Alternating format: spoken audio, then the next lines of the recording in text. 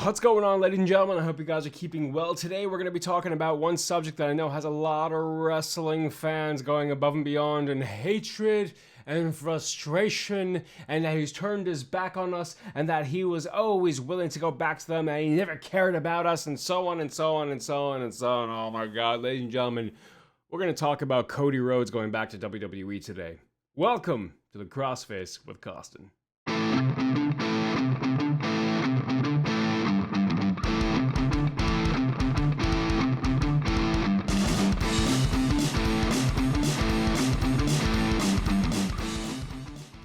I appreciate fans having difference of opinions. You're allowed to. You're allowed to think as you please in this industry. But the reason I make these episodes is I really hope that I can open people's minds to the concepts of why some decisions are made.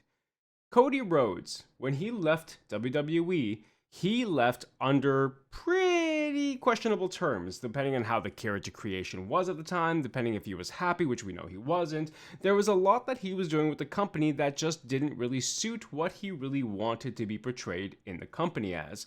And he could have stayed or left and built himself up out of the company, which a lot of people have done. They have left WWE, built their brand up and their character up out of the company, managed to come back and given a little bit more freedom because they've developed themselves to a point where they are money. Cody Rhodes did exactly that. Left WWE and was an intricate part in the development of what we today call AEW, which we, as many wrestling fans, absolutely love and adore because they brought back a lot of great passion for a professional sport that we are excited to watch. And to be honest with you, has done amazing work.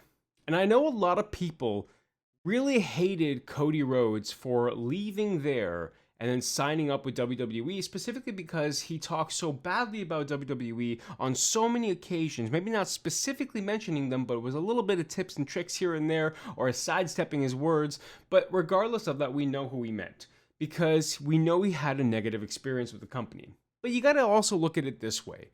The Rhodes name is very prevalent in WWE, and WWE, having the history that they have in the sport of professional wrestling or sports entertainment, however you want to look at it, they have a history in this business, in the wrestling aspect business, that makes them the number one noticed company in wrestling format. If you ask random strangers out there, hey, name your wrestling company, 80% of the time to 90% of the time, they will mention WWE or WWF at the time because that is the most prevalent name when it comes to the wrestling community. A lot of people know that name. They have an advocate history, specifically just with memorable characters, with memorable storylines, everything. They have a great history with it. Can't say they have anything really recent, but I'm not going to get into that right now. But regardless of that, Cody Rhodes' name, following with his father, also with his brother, the Rhodes name is very synonymous in WWE.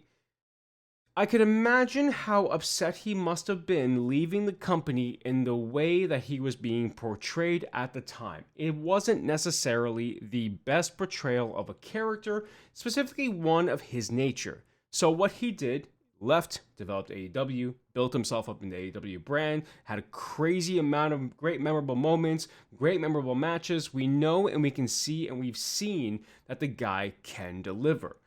And as a character, from the AEW way that he portrays himself, which from my understanding is him directly, he plays a very good character that wrestling fans can get behind. That has been proven.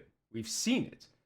So now, him going back to WWE, there's a lot of fear that he's going to be adding that limitation behind him because creative says so, or because Vince McMahon says so, or because these people say so. Listen, I'm not going to say that he's not going to. However, because he has built himself up to a point now where he himself is identified as a brand, he is worth money because of the significance that he has associated with AEW, which is a competitor to WWE. There's a lot more attention now on the WWE product because, okay, why did he go? Why did he sign? Why did he do this? And he's given hints of other companies out there on the post interviews that he's done previous to this. He's given hints that we're not dumb. He's not treating the fans stupid. We know where he's come from. This is a reason why there's so much oh my god moments when he made his debut at WrestleMania against Seth Rollins. There is a lot of reasons, in my opinion, why he went back to the company. his last run was tarnished. The way that you look at it, it doesn't matter. He was unhappy. He didn't like how his character was portrayed. It was a tarnished ending to a career in WWE. From there, he made his own product. And from his own product, went back to WWE. And the reason why I feel it did is because not only does it solidify a future for the family, for his family and future family, but it also does provide him that ability to wipe that tarnish away and actually have a good, stable run in the WWE. Now, again, I can't speak on creative's point of view. However, and I mentioned this on Twitter, and I would very much love to see where this goes. We all know that WWE creative has been the shits for the last little bit. We know. Cody Rhodes, if he wanted, or if creative wanted, or whatever, I would love him to see him claim that he came back to WWE because he's sick and tired of how these talents are being portrayed as characters in the company. He could be the potential start of a storyline where we see the talents attack WWE creative, that we see the talents attack the company that is supposed to be beneficial for them, but in all reality, it's not. We can see that, and then we can see WWE come back with their corporate team where it's their talents that they've built and know that they've done well.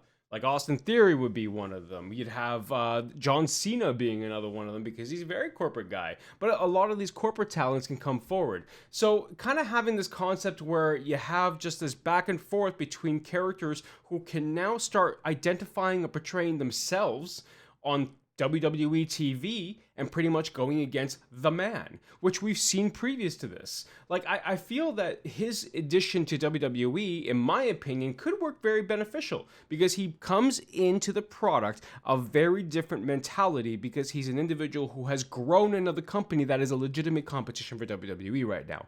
There is a lot there. And I know a lot of fans are very pissed off because they're like, oh, but we wanted you to stay in AEW, so you turned your back on us and this, that, and yeah, boo this man, boo, boo, boo, boo, boo. Let me ask you guys a question.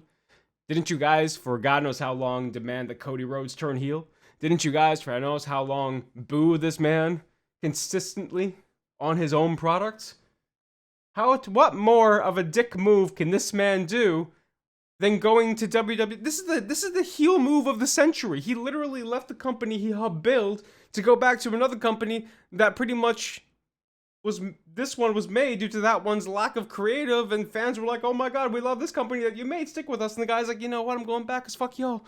That is the biggest heel move in fucking history, in my opinion. Fucking genius. It's fucking genius. He literally said, I'm not going to turn heel on my product, but fuck it, I'm going to join with the WWE, a company that these motherfuckers hate. You know what I mean? It's goddamn genius. I think I love it. But again, you got to look at it in very different formats. He's worth a lot more. His brand has grown. And I said this before, and I know a lot of people are like, you're saying that he's solidifying the future for his family. Let's be honest here. WWE pays more.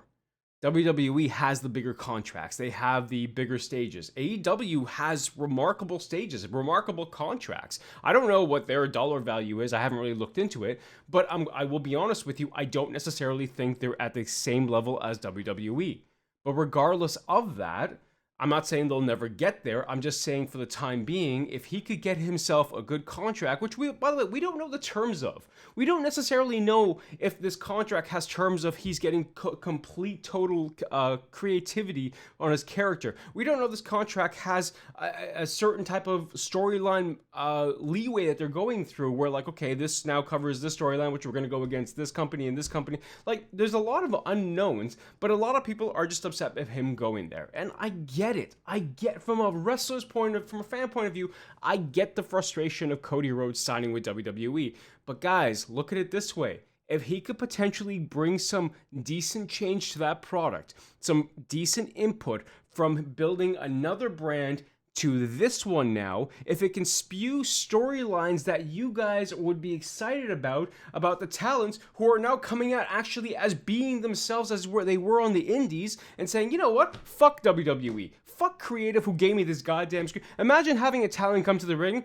and saying, this is the script that I got, and ripping it up and say, fuck that, I'm not reading that. Imagine the impact. Fans would be like, oh, this is different from a WWE product. If you can see the talents themselves being themselves. Instead of looking at that as being such a negative him going there, it's a business. You have to be able to adapt your business. You have to be able to know where to go next. I look at it as a way of going back and rubbing off a tarnish in a run that he had with the company where his father was so successful in it. I look at that as being going back and trying to find that WrestleMania moment for yourself. That one thing that hasn't really been able to get registered in your career, and that's a WWE Championship. I look at that as him going back because there are certain things he hasn't been able to do under the brand that his name got so synonymous under, to be able to actually progress and tick off all of these little points on his to-do list in wrestling before he can no longer wrestle. There is a lot of reasons why he went back. And my honest opinion is that I understand he's left AEW, but look how much there is in AEW. Look what they're doing with not only AEW but now ROH. There is a shit ton of talent. Instead of focusing on Cody Rhodes going back to the main competitor, look at it this way. Cody Rhodes' company that he just made, he is now in competition with. Don't you think that he's going to want WWE to step up their game to meet and find out why AEW is doing so well? I think as a wrestling fan, I'm excited for this because it could potentially bring so much different type of methods of storyline in a very over scripted show. Like, there are going to be some scripted points here and there because, again, the audience base is very different. You know, WWE is very family-orientated. They focus on very different type of viewer base than AEW. AEW is very young adult viewer base. But the thing is that nothing's saying that WWE can't get into that or slowly progress in portions of it to get into that. But I just think there's always going to be a lot more comical states in WWE rather than AEW.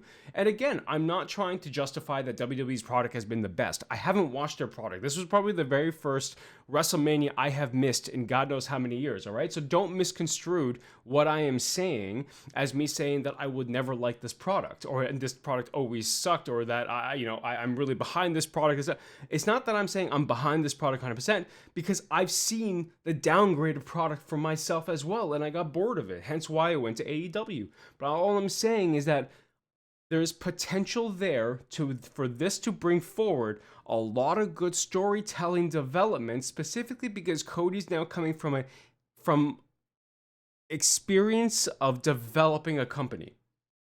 You know what I mean? Like, I hope the contract he signed gives him creative input. I hope the contract he signed put him in a position where he says, okay, I see what you're doing here, but do it this way instead. Like, I hope he's going to be given that much more ability to work with the talents and work with the stories to be able to adapt a product that fans can be like, WWE's making noise again, and I'm curious. I don't think people should always just turn away from a product because that's just it. There's always the potential for having a rebirth of love, all right? That's how I see it. Now, I know some people are really against the main platform, and that's fine. If you're really against it, that's great. Like, review my last episode where I talk about let fans enjoy the product, because, sometimes some of the words that are said to some fans about a certain product or a product in general, that could have more of an impact than you know.